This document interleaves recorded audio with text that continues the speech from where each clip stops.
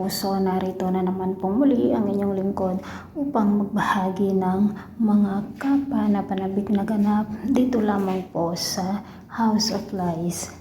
Nalaman nga po o nakita ni Marge ang pagniniig ng kanyang nanay at ang biyanan nito na si Greg, at gusto niya nga sanang magsumbong dito sa asawa ni Greg, ngunit binantaan po niya ito na wag niyang gagawin iyon dahil wala daw maniniwala sa kanya, dahil nga hawak daw niya sa leeg ang lahat ng mga tao na nandoon sa kanilang bahay.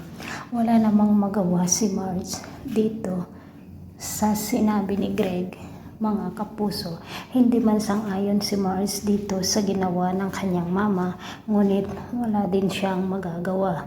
Imbes na si Paulo sana ang makita nito na magkaniig kasama ni Thea, ngunit iba nga po ang kanyang natuklasan, ang kanyang nanay na si Evelyn at itong Greg na ama nitong si Paulo. Kinausap nga ni Marge ang nanay ni Paulo at tinanong nga niya kung anong kalagayan nito, ngunit sinabi naman ng babae na okay lang siya, pero nasabi niya ito na meron daw siyang nakita dito sa gamit ng kanyang asawa na si Greg na isang jewelry, at ang jewelry na ito ay ito nga yung iniregalo niya dito sa nanay ni Marge.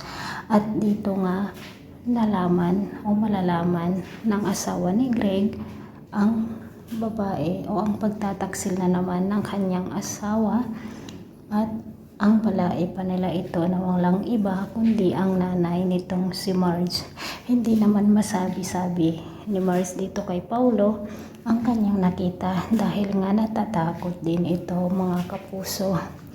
Mga kapuso, talagang ang bawat eksena dito ay kaabang-abang, kaya't pakatutukan po natin lagi ang susunod pang episode dito lamang po sa House of Life. Hanggang kailan kaya may tatago ni Paulo at Thea ang kanilang ginagawang pagtataksil dito kay Marge?